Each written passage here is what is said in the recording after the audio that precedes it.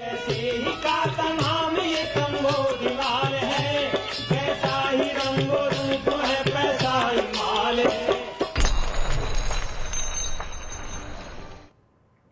नमस्कार, मैं हूं शुभम शंकर। आप देख रहे हैं मनी 9। समय हो गया है आपके पसंदीदा कार्यक्रम मनी सेंट्रल का। मनी सेंट्रल की खबरों के लिए, डिस्कशन के लिए, विश्लेषण के लिए मेरे साथ स्टूडियो में मनी 9 के एडिटर अंशुमान तिवारी जी जुड़ गए हैं। सर, बहुत स्वागत है आपका। अंशुमान जी से चर्चा शुरू की जाए उससे पहले आपको बता दें आज कौन सी खबरें हमने चुनी हैं मनी सेंट्रल के लिए। शुरुआत मॉनसून की खबर के साथ करेंगे। क्या अगस्त सितंबर में पलटी मारेगा मॉनसून? अभी बहुत सारी जगहों पर बहुत ज्यादा बारिश हो रही है, सामान्य से ज्यादा बारिश हो रही है, लेकिन आशंकाएं जताई जा रही है कि यह बारिश पलटी मारेगी, सूखा भी आ सकता है। कौन जता रहा है, कितनी आशंका है, ये जानेंगे। डेट मार्केट के लिए सेबी लाया नई व्यवस्था। क्या नई व्यवस्था है, कौन सा नया फंड बनेगा, ये जानेंगे। किन कंपनी के शेयर बेचे एलआईसी ने? एलआईसी ने 26,000 करोड़ रुपए की बिकवाली करी। कौन कौन सी कंपनियों के शेयर बेचे, ये जानेंगे।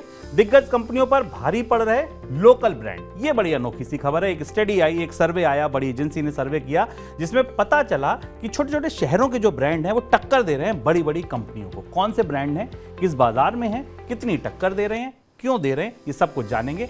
अनसिक्योर्ड लोन में दिख रहा क्या खतरा? आरबीआई ने कहा अब बैंक देख रहे हैं, एनबीएफसीज देख रही और ये खतरा लगातार बढ़ता जा रहा है। खतरा दिख क्या रहा है? आरबीआई क्यों चेता रहा था? अब बैंकों पर दबाव क्या है? आगे क्या हो सकता है? ये सब कुछ जानेंगे आज दिन की सबसे बड़ी खबर में। तो अगर आप भी इस बाजार से जुड़े हैं, अगर आपके पास भी कोई पर्सनल लोन है, क्रेडिट कार्ड का लोन है, तो अब आप भी सुनिए कि ये खतरा कितना बड़ा हो सकता है। और चलते चलते एक और खबर होगी, वो होगी कि कैसे पलट गई भारत की कोयला रणनीति। हम तो इस तरफ बढ़े थे कि अब कोयले का इस्तेमाल कम करेंगे, कोयले पर आत्मनिर्भरता को कम करेंगे, लेकिन कोयले पर निर्भरता बढ़ती गई और हम आत्मनिर्भर नहीं बन पाए। क्या ये वजह थी? क्या कितना कोयला भारत जलाता है? चीन के बाद भारत किस स्थिति में? आईईए का आंकड़े आया है। आईईए के आंकड़े क्या कहते हैं? कितना कोयला हम जलाते हैं? चीन के बाद हमारी स्थिति क्या है? ये सब कुछ जानेंगे आज एक और बड़ी खबर में। इस पर हमने एक इकोनॉमिकम भी किया था, उसका जिक्र भी आपसे शेयर करेंगे। शुरुआत मॉनसून की खबर के साथ। मॉनसून सीजन में अब तक भले ही देश में सामान्य के मुकाबले ज्यादा बरसात हुई हो, लेकिन आशंका जताई जा रही है कि अगस्त के दौरान बरसात में कमी हो सकती है। दक्षिण कोरिया की वेदर एजेंसी का अनुमान है कि अगस्त के दौरान भारत में सामान्य से कम बारिश होगी। खासकर यूपी, बिहार, झारखंड, पश्चिम बंगाल, उड़ीसा, छत्तीसगढ़ और विदर्भ में कम बरसात का अनुमान है। देश के करीब 43% सब डिवीजन में इस साल सामान्य बारिश हुई है केवल, जबकि 42% में सामान्य से ज्यादा बारिश हुई है। 15% केवल ऐसे बचे हैं जिनमें सामान्य से कम बारिश हुई है। सर, अल्नीनो की आशंका गहरी थी इस बार। अगस्त सितंबर में अब ये अनुमान भी आया कि बारिश कम होगी। कैसे पलटी मारेगा ये मानसून? शुभम, एलनिनो को लेकर, क्योंकि एलनिनो के कारण बारिश कम होने का असर हमें जुलाई के अंत से अगस्त में दिखाई देना था, जैसा भारत के मौसम विभाग ने भी कहा था और दुनिया के अन्य जो वेदर फोकास्टिंग मॉडल्स हैं उन्होंने ये बताया था। तो कोरिया का वेदर फोकास्टिंग मॉडल का अब जो संकेत हमारे पास सामने आया इस खबर के बीच में, क्योंकि पिछले हफ्ते का एक दिन दुनिया में सबसे गर्म दिन रहा था जुलाई में, कि अब एलनिनो का असर मौसम पर दिखाई देना शुरू होगा अगस्त से। ऐसा माना जा रहा है कि कई सारे इलाकों में बारिश कम होगी। लेकिन यहाँ में एक दिलचस्प चीज़ अंदर से देखनी जरूरी है, जो कि भारत के मानसून के मैप पर दिखाई देती है कि जिन इलाकों में अगस्त में पानी कम बरसने की संभावना है, ये वही इलाके हैं जो पेरिनली इस पूरे मानसून में सूखे का शिकार रहे, जिनके बारे में हमने कल आपको बताया था, जिसमें उत्तर प्रदेश का पूर्वी हिस्सा है, असम है, बिहार है, बंगाल है, झारखंड है। इन हिस्सों में बरसात की कमी, जैसे आप आंकड़े ध्यान से देखें तो आपको दिखाई देगा। और यही ये संभावना है कि अगस्त में यहाँ भी मानसून की बारिश नहीं होगी और सूखे का खतरा दिखता है। पर इससे ज़्यादा बड़ी और चिंता की बात यह है कि भारत के एक बहुत बड़े हिस्से में 47% के आसपास हिस्से को, जिसको कभी इतनी बरसात की आदत नहीं थी, इस बार फ्लैश फ्लड्स और बाढ़ का खतरा है। अब पूरा मैप अगर देखें भारत में बारिश का, जम्मू कश्मीर से शुरू करें, जम्मू कश्मीर, हिमाचल, पंजाब, उत्तराखंड, दिल्ली, हरियाणा, उत्तर प्रदेश का पश्चिमी हिस्सा, राजस्थान, गुजरात, मध्य प्रदेश का पश्चिमी हिस्सा, उसके बाद कोस्टल आंध्र प्रदेश और तेलंगाना का हिस्सा, जो आमतौर पर पिछले जुलाई में कम बारिश का शिकार था, यहाँ पर फ्लैश फ्लड्स और सामान्य से अत्यधिक बारिश, मतलब सामान्य से इन इलाकों में 60% तक ज़्यादा बारिश हुई है। और इसके बाद भारत में खरीफ की उपज को लेकर सारे अनुमान बुरी तरह गड़बड़ा गए। बुवाई के समय कम बारिश, फसल पकते समय बाढ़। अब मध्य प्रदेश के उन इलाकों में वापस बाढ़ लौट रही है। गुजरात को दूसरी बार बाढ़ का सामना करना पड़ा। महाराष्ट्र के केंद्रीय हिस्सों में बाढ़ की समस्या दिखाई दे रही। इसके बाद अब खरीफ की उपज का क्या होगा, अनुमान लगाना फिलहाल मुश्किल दिख रहा है। भारत में फाइनेंशियल फ्रॉड्स की संख्या लगातार बढ़ती जा रही है। 2022 में एटीएम और दूसरे फ्रॉड के मामले 65% बढ़ गए। वित्त मंत्रालय ने संसद की एक समिति को ये जानकारी दी है। इसके अलावा इन फ्रॉड्स में जो पैसे ठगे गए हैं वो 2021 की तुलना में लगभग 2 गुने हो गए हैं। 2021 में 10 लाख से ज़्यादा फ्रॉड हुए, जिनमें 1119 करोड़ रुपए का चूना लोगों को लगाया गया। 2022 में फ्रॉड्स की संख्या 17 लाख हो गई और जो पैसा इसमें डूबा, ठगा गया, वो 2113 करोड़ रुपए रहा।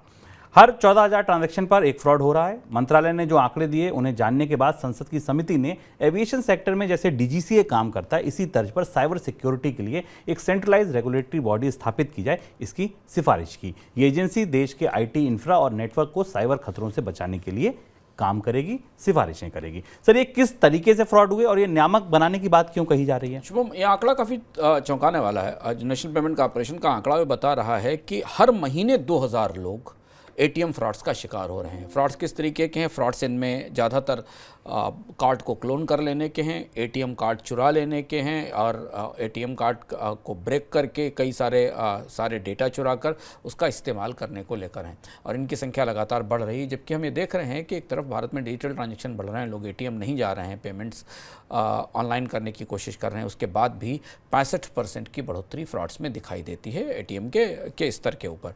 अब चिंता ज़्यादा बढ़ी है क्योंकि रिजर्व बैंक के बाद ये मामला सरकार और संसदीय समिति तक और बाकी जगह भी पहुंच गया है और इसलिए अभी पार्लियामेंट्री कमेटी ने कहा है कि भारत में साइबर सिक्योरिटी के लिए एक अलग से अथॉरिटी बनाई जानी चाहिए।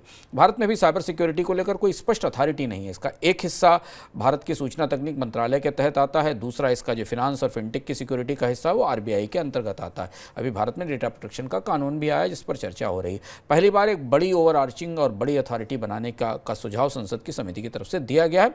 ये केवल cyber security, cyber fraud, data की चोरी नहीं बल्कि और भी चीज़ें, ऑनलाइन बेटिंग, मनी लॉन्ड्रिंग और डिजिटल माध्यमों से जो भी जिस तरीके के जराइम और अपराध होते हैं उन पर नज़र रखने के लिए बनाई जाएगी। सरकार को शायद इसके लिए संसद में एक विधेयक लाना पड़ेगा।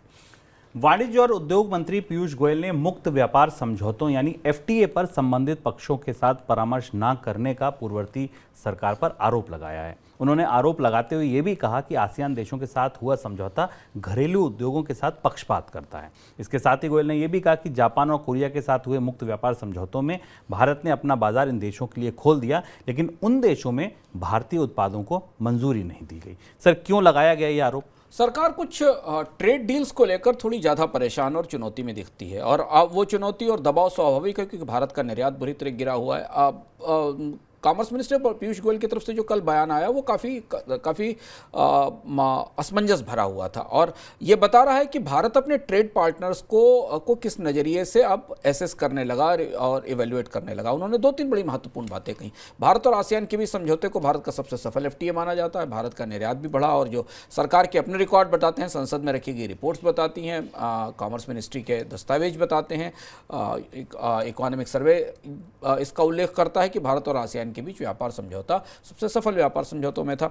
लेकिन अब सरकार ने माना कि जापान और कोरिया के साथ जो भारत का व्यापार है उसमें भारत को उन बाजारों में निर्यात में ज़्यादा तरजीह नहीं मिली।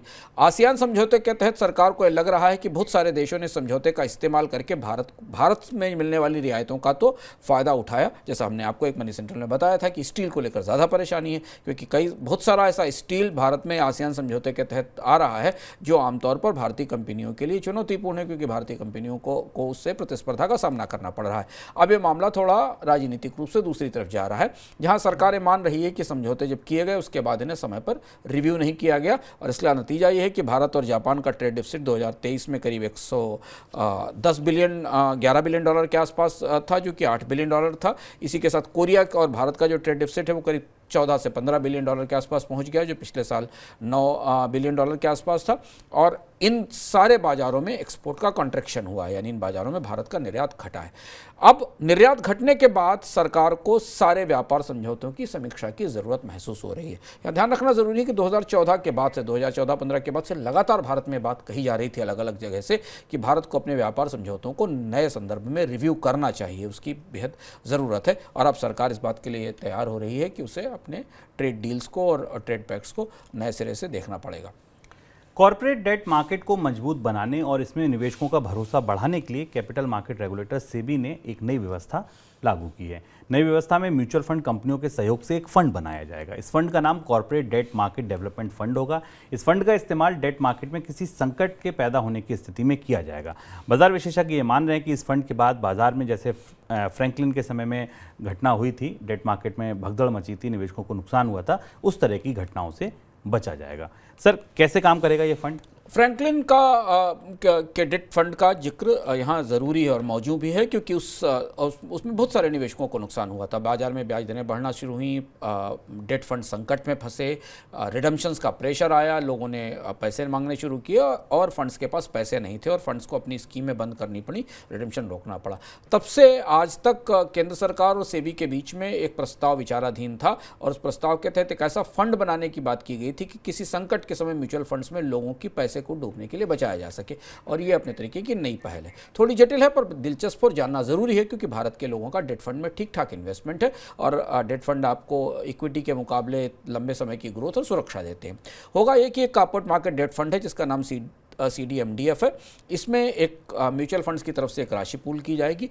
किसी भी स्थिति में अगर कोई म्यूचुअल फंड हाउस संकट में फंसता है तो उसने जिन डेट सिक्योरिटीज़ में निवेश कर रखा है उन सिक्योरिटीज़ को ये फंड खरीद लेगा और रिडम्पशन के लिए म्यूचुअल फंड को पैसा देगा। यानी कि अगर आप एक निवेशक हैं, आपने किसी म्यूचुअल फंड में निवेश किया, उस म्यूचुअल फंड में कोई क्राइसिस आती है और वो आपका पैसा देने की स्थिति में नहीं होता और उसने डेट सिक्योरिटीज़ में पैसा लगा रखा है, तो ये फंड उन सिक्योरिटीज़ को खरीद कर म्यूचुअल फंड को पैसा देगा और फंडिंग की जाएगी और उसके जरिए उसका भुगतान जो निवेशक है उनको किया जाएगा। सामान्य दिनों में इस फंड में जो फंड पड़ा होगा वो शॉर्ट ड्यूरेशन के ट्रेजरी बिल्स और छोटी अवधि के मामलों में निवेश किया जाएगा। यानी अगर कोई संकट नहीं और इस CDMDF के पास कोई फंड है तो ये शॉर्ट ड्यूरेशन सरकारी सिक्योरिटीज़ में, ट्रेजरी बिल्स में और रेपो ऑपरेशंस में, और इसके अलावा जो गवर्नमेंट गारंटीड कॉर्पोरेट बॉन्ड हैं जिनकी मैच्योरिटी 7 दिन से ज़्यादा की नहीं है उसमें किया जाएगा। मतलब समझने की बात यह कि ये fund short duration liquidity provide करने का फंड है। यानी इस फंड में अधिकांश समय पैसा ऐसा रहेगा जो किसी भी म्यूचुअल फंड को संकट के समय उपलब्ध हो सकेगा और डेट मार्केट को इससे मदद मिल सकेगी। ये अपने तरीके की नई व्यवस्था है और स्पेसिफिकली डेट फंड्स के लिए शुरू की जा रही है। भारतीय शेयर बाजार के सबसे बड़े निवेशक यानी LIC ने जून तिमाही के दौरान करीब 26,000 करोड़ रुपए के शेयर बेचे हैं। जून तिमाही में कंपनी की तरफ से ये की गई सबसे बड़ी शेयर बिकवाली है। LIC ने 87 दिग्गज कंपनियों में ये बिकवाली की है। सर, किन किन कंपनियों में ये बिकवाली की? 26,000 करोड़ की बिकवाली काफ़ी बड़ी है LIC की तरफ से। आमतौर पर माना जाता है कि LIC सबसे बड़ी निवेशक है और LIC के पास इतना फंड आता है कि LIC को लगातार खर्च निवेश के लिए अपनी हिस्सेदारी बढ़ानी होती है और ख़रीदना पड़ता है। लेकिन LIC ने 26,000 करोड़ के सेल किए हैं और सारी बड़ी कंपनियाँ, जिन कंपनियों के नाम आप स्टॉक मार्केट में जानते हैं क्योंकि LIC बाजार का सबसे बड़ा निवेशक है, तो LIC का निवेश सारी कंपनियों में है। लंबी सूची जिसमें LIC ने बिकवाली की है। जो आंकड़े बताते हैं, हिंदुस्तान लीवर में, रिलायंस में, मारुति सुजुकी में, अल्ट्राटेक में, लासन में, ब्रिटानिया में, बजाज ऑटो में, इन कंपनियों में बड़े संख्या में 2,000 करोड़, 1,200 करोड़, 1,300 करोड़, 1,400 करोड़ रुपए की बिकवाली की है। इसके अलावा LIC ने नेस्ले के, NTPC के, टाइटन के, पावर ग्रिड के, HDFC बैंक के, JSW स्टील के और NMDC के शेयर्स भी बेचे हैं। 46 लाख करोड़ रुपए की एसेट LIC मैनेज करता है और ये पहली बार ऐसा हुआ है जब एक क्वार्टर में LIC की तरफ से इतनी बड़ी बिकवाली आई है। जैसा कि हम लोग लगातार अपने कार्यक्रम में बता भी रहे हैं कि इस दौरान जब विदेशी निवेशकों ने खरीदारी शुरू की तो भारत के फंड्स ने बेचना शुरू किया था और LIC शायद उन बेचने वाले फंड्स में सबसे आगे थी। देश के कई स्थानीय FMCG प्रोडक्ट दिग्गज कंपनियों के प्रोडक्ट्स पर भारी पड़ रहे हैं। कांतार की तरफ से किए गए एक सर्वे में जानकारी निकलकर सामने आई। सर्वे में पता चला कि मध्य प्रदेश, गुजरात, महाराष्ट्र और कर्नाटक की स्थानीय कंपनियों के ब्रांड की ग्रोथ दिग्गज FMCG कंपनियों के प्रोडक्ट की ग्रोथ से ज़्यादा है। रिपोर्ट में कुछ और बातें भी पता चली, जैसे ये पता चला कि पार्ले देश का टॉप FMCG ब्रांड है। देश में बढ़ते परिवारों की वजह से, जो छोटे छोटे परिवार बढ़ रहे हैं, न्यूक्लियर फैमिलीज बढ़ रही हैं, उन्होंने स्पेंडिंग के बिहेवियर में बदलाव किया है। प्रीमियम प्रोडक्ट की बिक्री से बढ़ी है। सर, पहला सवाल तो यही कि जो घरेलू ब्रांड्स हैं ये कौन से सेक्टर में बढ़ रहे हैं? हाँ, ये एक दिलचस्प घटनाक्रम है और कांतार के इस घटनाक्रम का संकेत अभी हाल फिलहाल में हिंदुस्तान लीवर की जो बोर्ड बैठक हुई थी और उसके बाद जो इन्वेस्टर्स के साथ कॉल हुई थी उसमें पता भी चला। क्योंकि हिंदुस्तान लीवर ने उस इन्वेस्टर्स के साथ बातचीत में ये कहा कि कई सारे बाजारों में उसे स्थानीय ब्रांड से टक्कर मिल रही है, कंपटीशन मिलना शुरू हो गया और इसलिए उन्हें अपने वॉल्यूम को बढ़ाने में दिक्कत आ रही है और उन्हें नए तरीके की कोशिश करनी पड़ रही है। आमतौर पर कोविड से पहले तक तक बाजार में स्थानीय ब्रांड्स थोड़ा सा कमज़ोर होकर पिट रहे थे, क्योंकि नेशनल ब्रांड उभर रहे थे। और आप चाहे चाय में देख लें या डिटर्जेंट में देख लें या खाने पीने के सामानों में देख लें, एफएमसीजी में देख लें, धीमे धीमे अर्बनाइजेशन बढ़ने के साथ, शहरीकरण बढ़ने के साथ लोग नेशनल ब्रांड्स को, जिनको पहचानते थे, जिनका प्रचार होता था, उन्हें खरीद रहे थे। कोविड के बाद ये परिस्थिति बदली। और बदली क्यों, इसके पीछे की कहानी इसी कांतार रिपोर्ट के एक दूसरे हिस्से में दिखाई देती है। चूँकि कीमतें बढ़ाने के कारण, आपको याद होगा पूरे पिछले 1.5 साल के दौरान भारत में एफएमसीजी कंपनियों ने लगातार कीमतें बढ़ाई और लोगों की जो क्रय शक्ति थी, परचेजिंग पावर थी, उसमें कमी आई। और उसका फ़ायदा वापस उन छोटे ब्रांड्स को मिला जो लोकल मार्केट में काम कर रहे हैं, उन्हें अच्छी डिमांड मिलना शुरू हुई। ऐसा इस सर्वे के हिसाब से पता चला है कि हेयर ऑयल कैटेगरी में लोकल ब्रांड्स को अब 75% के आसपास तक की चुनौती दे रहे हैं बड़े ब्रांड्स को। ये खबर है राजस्थान के मार्केट से। इसके अलावा उत्तर प्रदेश के मार्केट में डिटर्जेंट के लोकल ब्रांड्स, जो स्थानीय ब्रांड्स हैं, कपड़े धोने के, साबुन के, उन्होंने वापसी की है, मजबूत वापसी की है। और इसकी चुनौती हिंदुस्तान लीवर और प्रॉक्टर एंड गैम्बल जैसी जो बड़ी डिटर्जेंट प्रोडक्ट कंपनियां हैं, उनको उसका सामना करना पड़ रहा है। मसाले के बाजार में अब नेशनल ब्रांड्स पिट रहे हैं। कर्नाटक के बाजार में स्थानीय मसालों के ब्रांड तेज़ी से आगे निकल रहे हैं। आंध्र प्रदेश में वॉशिंग पाउडर के बाजार में, गुजरात में नूडल्स के स्थानीय ब्रांड्स तेज़ी से निकल कर आ रहे हैं।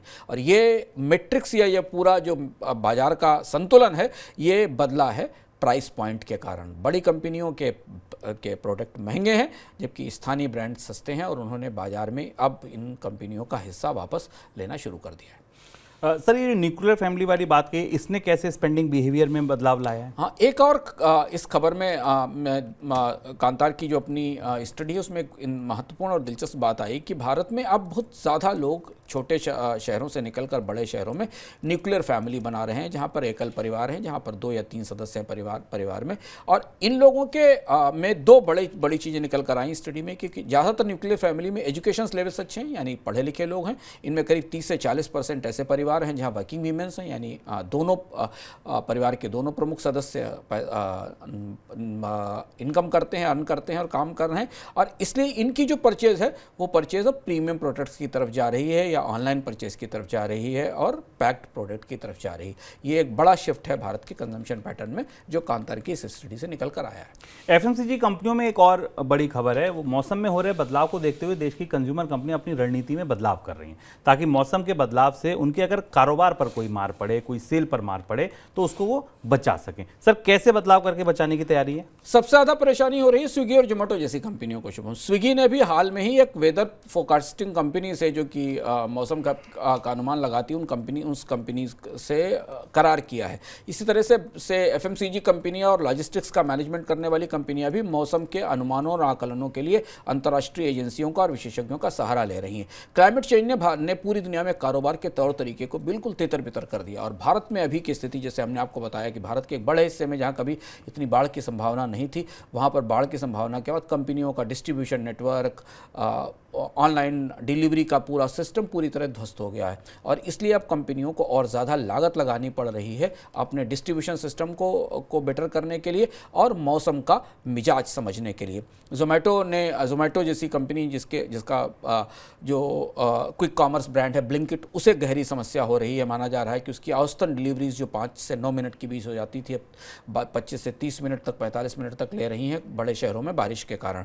और ये नया पैटर्न है, जिसकी वजह से भारत के 2 बड़े हिस्सों में क्लाइमेट चेंज का सीधा असर बैलेंस शीट पर दिखने लगा है। हमने आपको कल बताया था कि आरबीआई ने बैंकों से भी कहा है कि उनकी एसेट्स पर कितना खतरा क्लाइमेट चेंज का दिखाई दे रहा है। यानी उन्होंने ऐसी परियोजनाओं में ऐसी कंपनियों को पैसा दे रखा है जिन्हें मौसम बदलने से बेहद बड़ा नुकसान होता है, और वो कंपनियां भी मौसम के बदलते मिजाज के लिए अपने आप को तैयार करने की कोशिश कर रही हैं। आगे बढ़ते हैं दिन की सबसे बड़ी खबर की तरफ।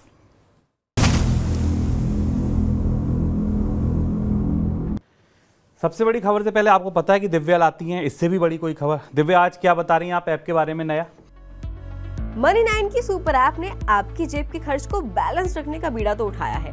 इसीलिए आपके लिए खर्च, बचत, निवेश सब चीजों के रिसर्च हम लेकर आते हैं। लेकिन मनी 9 सुपर ऐप में मौजूद इतने सारे डेटा में से आप अपनी पसंद के शोज या अपनी पसंद के एंकर को कैसे ढूंढेंगे, आज यही मैं आपको बताने आई हूँ।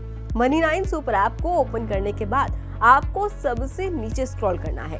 वहाँ आपको मनी 9 शोज का ऑप्शन दिखाई देगा। उसमें money central, hello money 9, money morning, money time जैसे शोज सामने ही आपको नजर आएंगे। फिर आप स्वाइप लेफ्ट करेंगे तो वहाँ व्यू मोर का ऑप्शन आपको दिखाई देगा। वहाँ मनी 9 सुपर ऐप के तमाम वीडियो और ऑडियो शोज आपको मिल जाएंगे। वहीं अगर आपको अपने पसंदीदा एंकर का शो देखना है तो मनी 9 एंकर के ऑप्शन में सभी एंकर्स के प्रोफाइल आपको नजर आएंगे। हर एंकर की प्रोफाइल में उनके सभी शोज की लिस्ट आपको मिल जाएगी। तो जाइए जल्दी और अपने पसंदीदा शो को मनी 9 सुपर ऐप पर खोज निकालिए। चलिए अब आपको बताते हैं दिन की सबसे बड़ी खबर। रिजर्व बैंक की चेतावनी का असर बैंकों पर नहीं पड़ा। चेतावनी के बाद भी बैंक लगातार अनसिक्योर्ड लोन बांट रहे हैं। पर्सनल लोन में तेजी, बैंकों को अनसिक्योर्ड लोन पोर्टफोलियो में पहली तिमाही में डबल डिजिट की ग्रोथ दे गई। पर्सनल लोन इतने बड़े कि अनसिक्योर्ड लोन का पोर्टफोलियो 2 गुने से ज्यादा बढ़ा। पीएनबी और यस बैंक के पर्सनल लोन पोर्टफोलियो एक साल के दौरान 46% और 32% की तेजी से बढ़े, जबकि ये बैंक पहले से दबाव में। आपको ही पता है यस बैंक किस समस्या से उभरा था, और जब नीरव मोदी वाला केस हुआ था तो उसके बाद पीएनबी की बैलेंस शीट भी एक बार हिल गई थी। बैंकर्स के मुताबिक बैंकों और एनबीएफसी के बीच पर्सनल लोन बांटने की मची होड़ इसकी वजह है। अनसिक्योर्ड लोन के बिना अनसिक्योर्ड लोन दरअसल बिना किसी कोलेटरल के, कुछ भी बिना गिरवी रखे, बिना गारंटी के आपको मिल जाता है, इसीलिए इसके डूबने की गुंजाइश भी ज़्यादा होती है और ये महंगा भी होता है। सर, पहला सीधा सवाल, ये अनसिक्योर्ड लोन इतने ज़्यादा क्यों बढ़े? शुभम, आइए हम लोग आपको ले चलते हैं लोन के बाजार में, लोन की दुकानों में। अगर आप किसी ऐसे शॉपिंग मॉल में हैं जहाँ लोन की कई दुकानें लगी हैं तो आप इस तरह से कल्पना कर सकते हैं कि एक दुकान होम लोन की है, एक दुकान कार लोन की है, एक दुकान पर्सनल लोन रिटेल लोन की है और एक दुकान कॉमर्शियल या इंडस्ट्रियल या कॉर्पोरेट लोन की है। बाकी 5 दुकानों में सन्नाटा है। मकान नहीं बिक रहे, मकान का लोन लेने वाले लोग कम हैं क्योंकि मकान खरीदने की क्षमता सीमित हो गई लोगों की और मकान महंगे हो गए।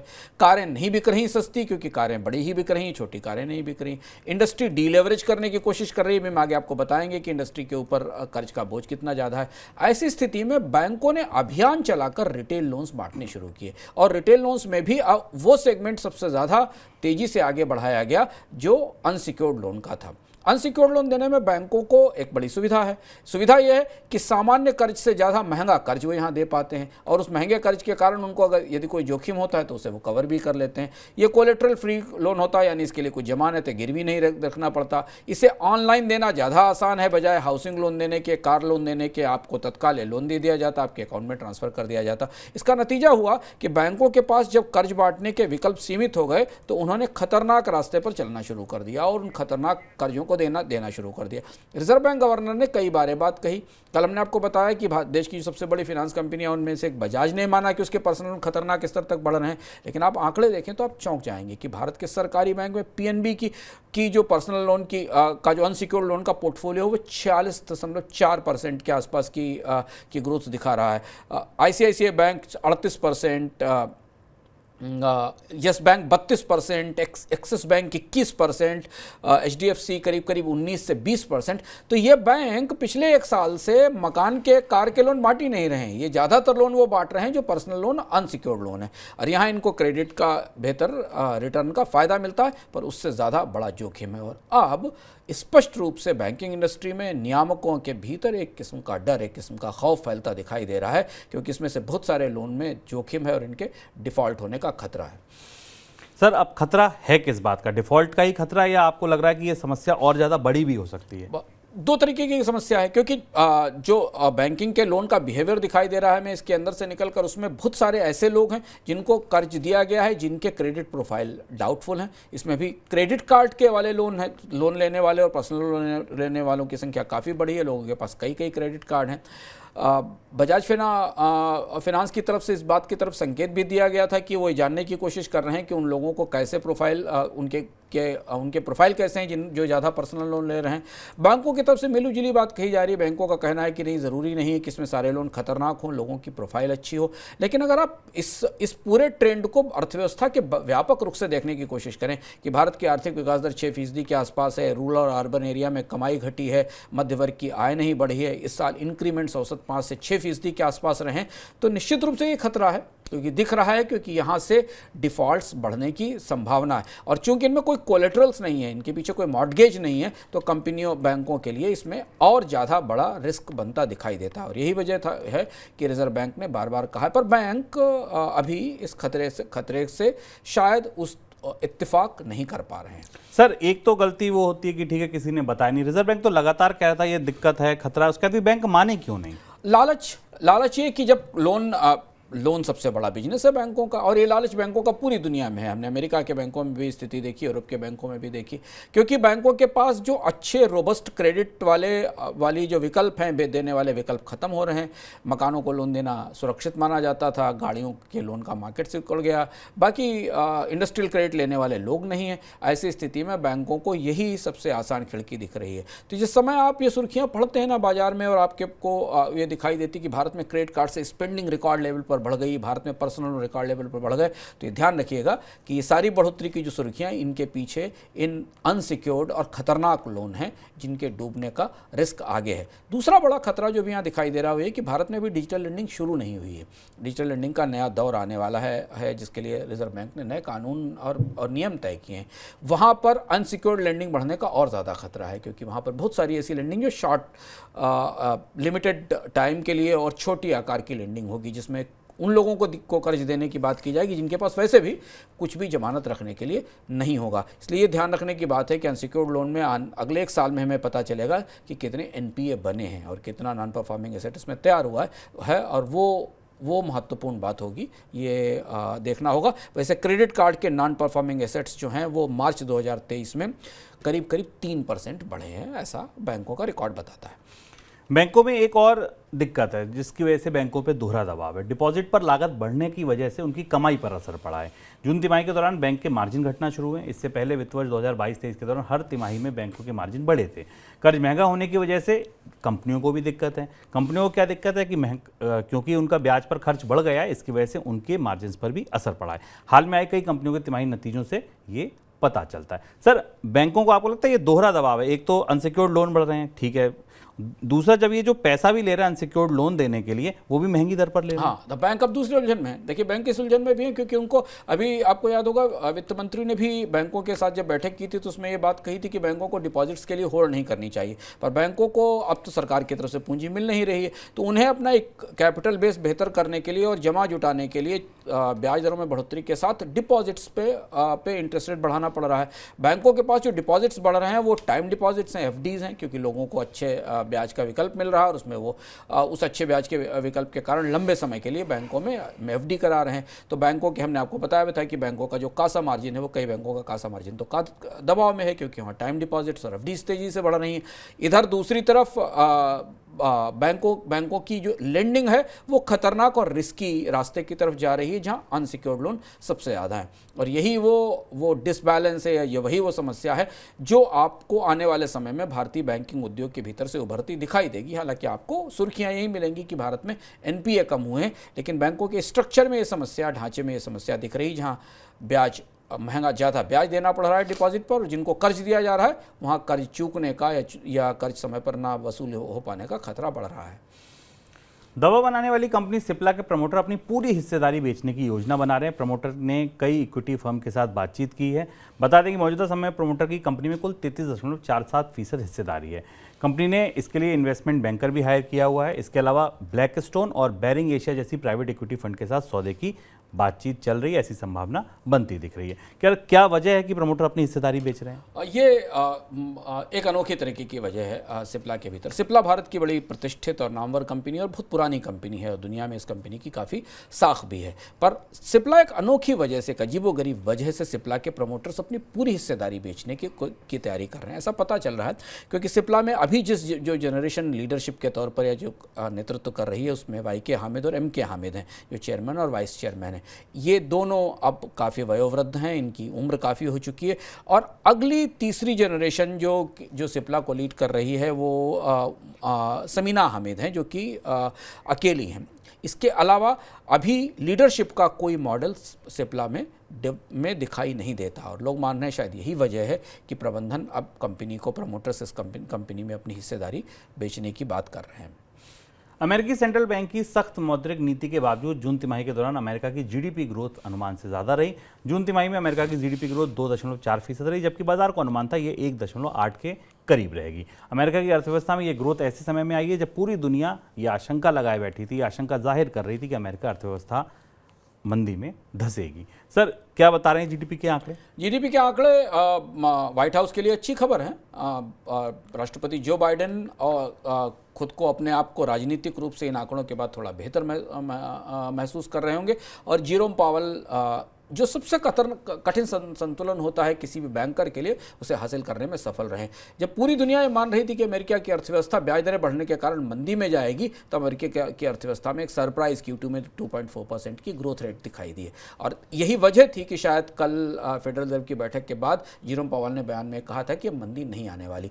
ऐसा बिरले ही होता है, ऐसा अनोखा ही होता है कि ब्याज दरों में इतनी लंबी बढ़ोतरी चले एक साल के, और उसके बाद भी अर्थव्यवस्था की विकास दर में गिरावट और तेज गिरावट ना आया या स्लो डाउन ना आए। तो इस मोर्चे पर अमेरिका के फेडरल बैंक ने बेहद खूबसूरत सा संतुलन बना लिया है। लेकिन अमेरिका में इस वापसी के कारण या ब्याज दरों में बढ़ोतरी के बाद भी जीडीपी बढ़ने के कारण बाकी बाजारों में काफ़ी उथल पुथल है। डॉलर इंडेक्स ऊपर चला गया है, भारतीय रुपए में गिरावट आई है, सोने की कीमत में गिरावट आई है। दूसरी महत्वपूर्ण बात है कि कमोडिटी बाजार को ये दिख रहा था कि दुनिया में दो बड़े इंजन एक साथ अगर सुस्त पड़ गए तो डिमांड नहीं होगी। चाइना तो सुस्त पड़ रहा था, अमेरिका के भी सुस्त पड़ने का खतरा था। तो अमेरिका की अर्थव्यवस्था में ग्रोथ वापस लौटती दिखाई दे रही। चाइना की अर्थव्यवस्था में थोड़ी सुस्ती है, लेकिन जो बैलेंस है कमोडिटी बाजार के लिए वो अब कमोडिटी की कीमतें बढ़ने की तरफ वापस जा रहा है। और इसीलिए हमने कच्चे तेल की कीमतों में $83-84 का रेट अभी देखा है। पूरी दुनिया में चीन के बाद भारत में सबसे ज़्यादा कोयला जलाया जाता है। इंटरनेशनल एनर्जी एजेंसी यानी IEA के मुताबिक 2022 में भारत में 1 बिलियन टन से ज़्यादा कोयला जलाया गया। बता दें कि पूरी दुनिया में कोयले की जितनी खपत होती है उसमें अकेले चीन और भारत की हिस्सेदारी 70% है। IEA के मुताबिक पूरी दुनिया में जितना कोयला जलाया जाता है उसका 2 गुना कोयला चीन और भारत में जला दिया जाता है। सर पूरी कोयले की जो रणनीति थी जो भारत की, वो कैसे पटरी से उतर गई? एनर्जी में, ऊर्जा में भारत की पूरी रणनीतियां पिछले 5 साल में सब अस्त व्यस्त और तितर बितर है। हमने पेट्रोल के बारे में आपको बताया था कि भारत सरकार तो पेट्रोल का आयात कम करना चाहती थी। हम करीब 90% आयात पर निर्भर हो गए। याद कीजिए 2021 के अंत में कोयला मंत्रालय ने यह तय किया था अपने एक चिंतन शिविर में और एक घोषणा की थी कि भारत इस साल से यानी 2022 से आयातित कोल पर अपनी निर्भरता कम करेगा, खासतौर पर थर्मल कोल पर, जिससे कि बिजली बनाई जाती है। पर भारत में रिकॉर्ड आयात हुआ है कोयले का जो ताज़ा आंकड़ा हमारे सामने खुला हुआ है 2023 का, वो करीब 237 मिलियन टन का है, जो कि पिछले साल से 30% से ज़्यादा है। और इसने पूरा एनर्जी का जो परिदृश्य था भारत का, उसकी जो पूरी तैयारियां थी उनको पटरी से उतार दिया है। अब भारत तीनों प्रमुख ऊर्जा स्रोतों के लिए आयात पर निर्भर हो रहा है, जबकि भारत कोयले के मामले में दुनिया में 5वीं सबसे बड़ी क्षमताओं वाला या सबसे ज़्यादा पोटेंशियल वाला देश है। लेकिन भारत को कोयला आयात करना पड़ रहा है। भारत के भीतर कोयला होने के बाद भी, और कच्चे तेल का और गैस का तो आयात हम करते ही हैं।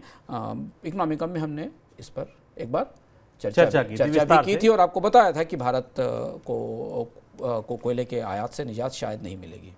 और वो पूरा इकोनॉमिकम आप देख सकते हैं, उसका लिंक डिस्क्रिप्शन बॉक्स में है। जाने वाला पल आने वाला है, ऐसा उसका टाइटल था।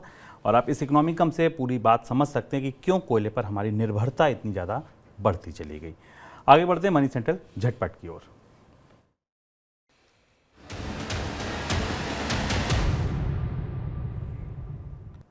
वोडाफोन आइडिया के मामले में सरकार का धैर्य जवाब दे रहा है। चर्चा यह है कि सरकार चाहती है कि वादे के मुताबिक कंपनी के प्रमोटर जल्द से जल्द कंपनी में पूंजी डालें। दरअसल सरकार ने कंपनी में 33% हिस्सेदारी इसी शर्त पर ली थी कि कंपनी के प्रमोटर जल्द से जल्द कंपनी में नई पूंजी डालेंगे, लेकिन इस दिशा में कंपनी की तरफ से अब तक कोई ठोस पहल नहीं दिखी है। कंपनी की आर्थिक स्थिति लगातार खराब हो रही है। हाल में कंपनी की तरफ से यह भी कहा गया कि आर्थिक स्थिति खराब होने की वजह से कंपनी 5G लॉन्च को डिले करेगी, उसमें देरी करेगी। भारत रुपए में विदेशी व्यापार को बढ़ावा देने के लिए एक बड़ा प्रयास कर रहा है। इसी के तहत सरकार स्विफ्ट जैसे एक पेमेंट सिस्टम को लाने की योजना बना रही है। बता दें कि विदेशी व्यापार से जुड़े लेन देन के लिए स्विफ्ट सिस्टम का उपयोग किया जाता है। भारत की ओर से उठाया गया ये कदम भारतीय मुद्रा के अंतर्राष्ट्रीयकरण के लिए एक बड़ा अहम माना जा रहा है, उसकी योजना का हिस्सा माना जा रहा है। भारत में नए सिस्टम से रुपए में द्विपक्षीय कारोबार को सेटल करने में मदद मिलेगी। वित्तीय संकट से घिरी क्विक कॉमर्स कंपनी डुंजो के लिए मुश्किलें कम होने का नाम नहीं ले रही। कैश फ्लो घटने की वजह से कंपनी का कारोबार लगातार घट रहा है। पिछले साल कंपनी जितना कारोबार कर रही थी उसके मुकाबले मौजूदा कारोबार 20% बचा है। पिछले साल जून में कंपनी ने करीब 55 लाख ट्रांजैक्शन किए थे, अब ये आंकड़ा 10 से 15 लाख ट्रांजैक्शन का रह गया। डुंजो रिलायंस की निवेश वाली कंपनी है। सर कोई टिप्पणी आपकी? वोडाफोन के मामले में सरकार ऐसा लगता है खुद को ठगा सा महसूस कर रही है। वोडाफोन को सरकार ने नियमों के अलग जाकर प्राइवेटाइजेशन का दावा करने वाली, कारोबार से बाहर निकलने वाली कंपनी की नीतियों से बिल्कुल अलग जाकर एक प्राइवेट कंपनी में निवेश किया था सरकार ने, हिस्सेदारी ली थी उसकी बकायदारी दूर करने के लिए, इस बिना पर कि वोडाफोन के निवेशक इसमें और इसके प्रमोटर्स इसमें पैसा लगाएंगे, कंपनी को रिवाइव करेंगे और बाजार में दो ही कंपनियों का राज नहीं चलेगा। फिर 1 साल बीतने को आया, लगभग 1 से 1.5 साल बीतने को आया, वोडाफोन की स्थिति बिगड़ती चली जा रही है और अब स्थिति ये हो गई है कि वोडाफोन को स्पेक्ट्रम और लाइसेंस फीस देने में भी दिक्कत आ रही है और उसके लिए उसे नई रियायत मांगनी पड़ रही है। सरकार की तरफ से जिस तरीके के बयान आ रहे हैं वो सरकार के क्षोभ को और फ्रस्ट्रेशन को जाहिर करते हैं कि वोडाफोन ने जो कहा वो नहीं किया, जबकि दूसरी तरफ कंपनी की आर्थिक स्थिति गंभीर हो रही है, लगातार संकट की तरफ बढ़ रही है, ग्राहक वोडाफोन को छोड़कर भाग रहे हैं। तो ये था हमारा आज का मनी सेंट्रल। अगली मुलाकात आपसे रविवार को करेंगे इकोनॉमिक हब में। सर इस बार क्या खास होगा वहाँ? इस बार के इकोनॉमिक हब में हम ठीक शेयर बाजार की तेजी के बीच आपको शेयर बाजार का एक बेहद सनसनीखेज सच बताने जा रहे हैं। वो सनसनीखेज सच क्या है, सेबी क्या देख रहा है शेयर बाजार में, निवेशक क्या देख रहे हैं और सेबी और निवेशकों के बीच कुछ ऐसी चीज़ छिपी हुई है जिसे इस बार हम आपको विस्तार से खोलकर बताएंगे कि आखिर भारत के शेयर बाजार में पर्दे के पीछे होता क्या है और क्या वो जो हो रहा है वो अब अंततः सेबी ने पकड़ लिया है। तो इस बार आप ज़रूर जुड़िएगा इकोनॉमिक हब में 11:15 बजे रविवार को। लेकिन ये इकोनॉमिक हब आपको मिलेगा सिर्फ मोबाइल ऐप पर। तो अगर आप ये कार्यक्रम यूट्यूब पर देख रहे हैं तो मनी 9 का मोबाइल ऐप तत्काल डाउनलोड कर लीजिए और इस इकोनॉमिक हब का आनंद लीजिए इस रविवार को।